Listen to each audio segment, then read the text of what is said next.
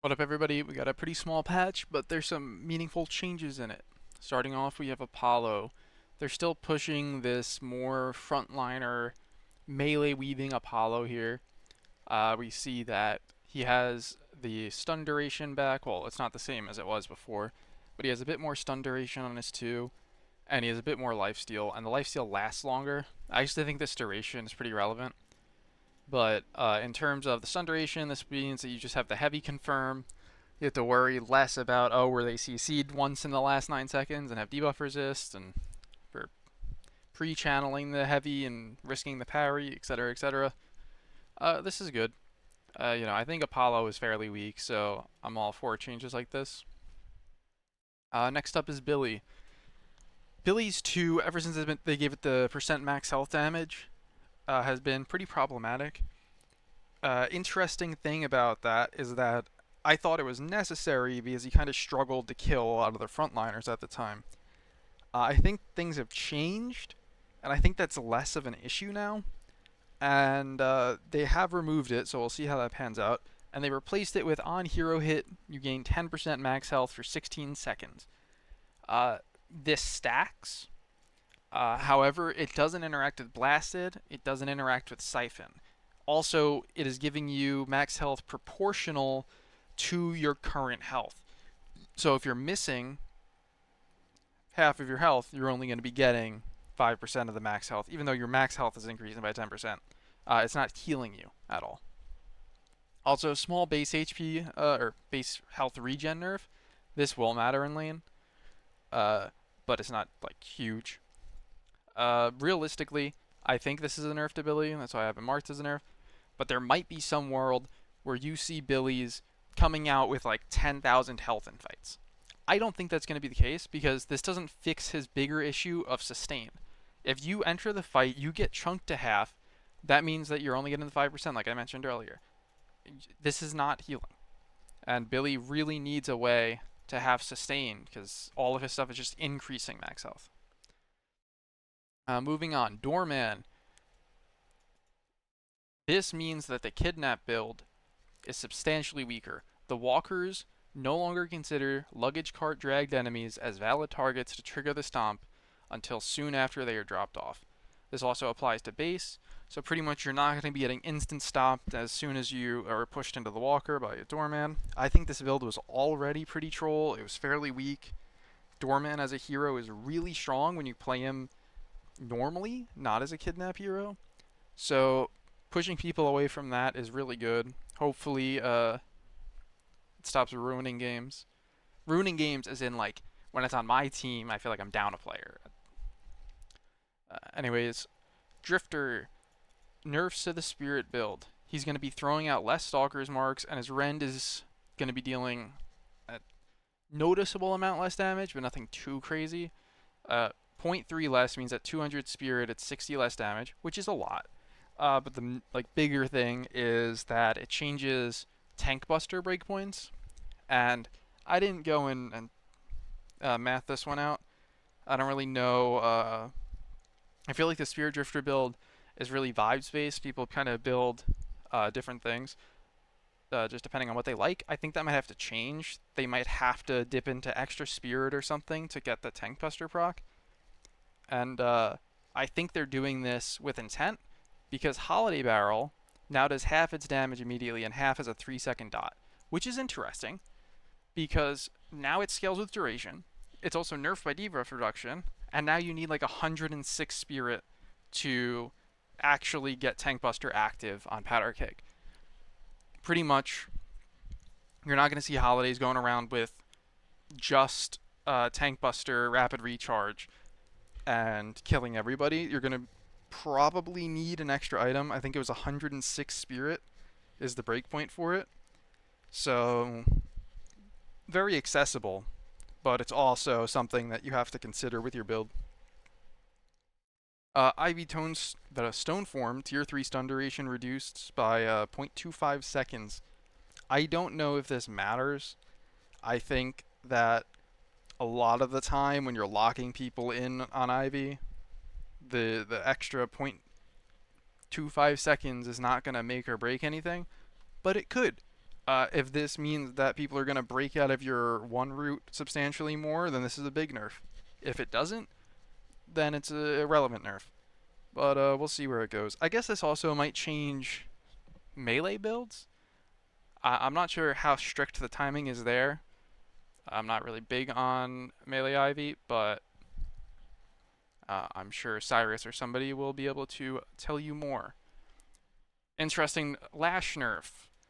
Being that he's been building Headhunter and Siphon, this fall off range nerf actually matters a decent amount, especially because Lash is in the air, and Pythagorean theorem means that you are further away when you're in the air. Math.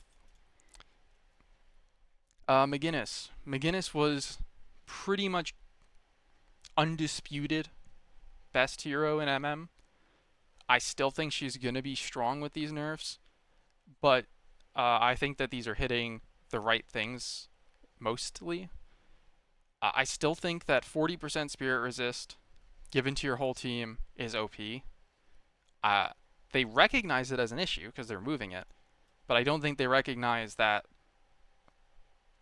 this is way stronger than people think.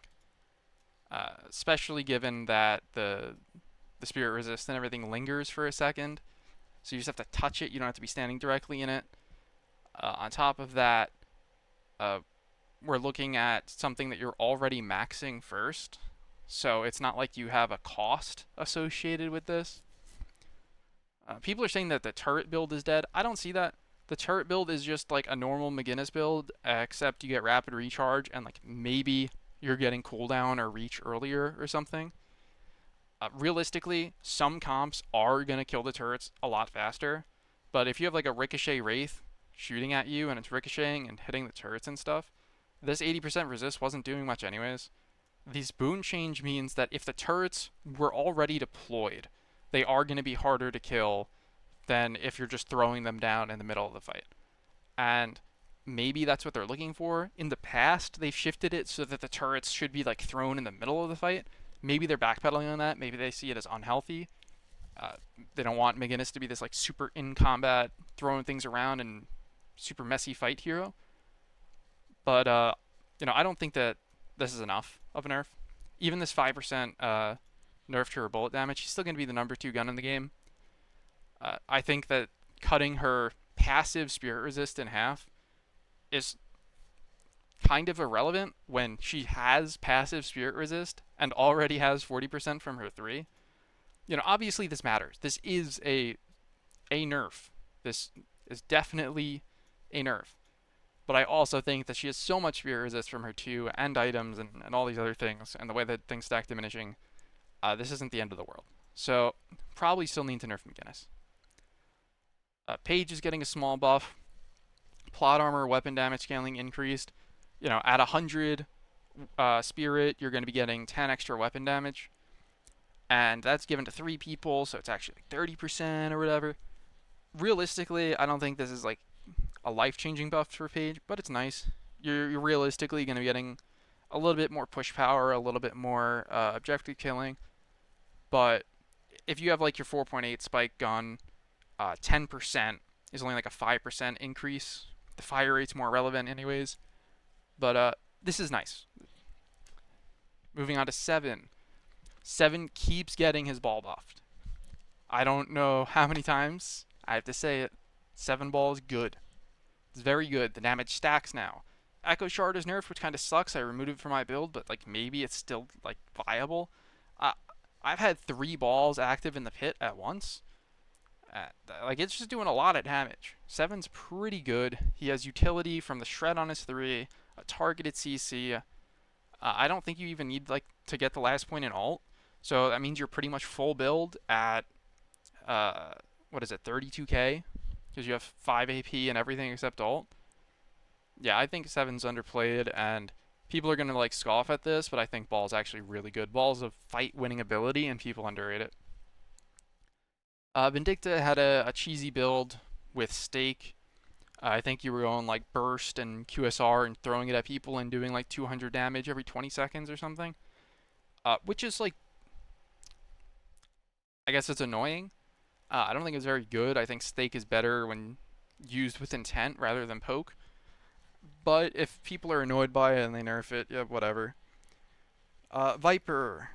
These are buffs with an asterisk because Lightning Scroll and Reverb no longer line up at tier 3 to do damage or stun. Well, I mean, the stun from the Lightning Scroll still technically carries over for like a part of the part of the duration, but there is an overlap now. Um, Pretty much, uh, when you have max Viper 3, the duration is now 3.2 seconds, and the duration of Lightning Scroll and the Reaver is 3 seconds. Uh, but outside of that interaction, it's a buff. And hitting more people because of this radius increase is actually kind of crazy. It does a decent amount of damage, but I also think that just like locking people in for over 3 seconds is really powerful. Say you have a Mirage on your team or a Lash on your team, you can set up the marks or the alt, or this ability is often used selfishly for Viper, like self peel or save to counter a Lash ult and stuff. But I think when synergizing with allies, it's actually incredibly good, especially when paired with duration. So if you are getting duration, this is like an extra, I don't know, like 0.05 seconds on it or whatever, which isn't super relevant, but it's something. Moving on to Wraith. I find this really interesting. Uh, I think this is targeting the correct parts of Wraith. I think a lot of people overvalue the card damage, especially tier 3 card damage. If you actually math out how much bonus damage you're getting from the cards with the tier 3, it's like somewhere in the ballpark of like, I think it was like 12 to 15%. Meanwhile, the tier 3 full auto was like a pretty drastic damage increase. And then you could just like dip back into the cards. And the second part that I think is really good is that Wraith has just too much sustain. The shield on 2 and everything is crazy. Heart cards healing was too high. Especially the fact that it can like stack in AoE situations and stuff. It was just a bit ridiculous.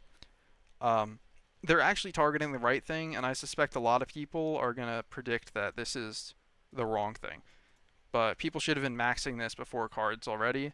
You still might, um, especially with this nerf, but it's gonna be a lot closer now. Anyways, thanks for watching.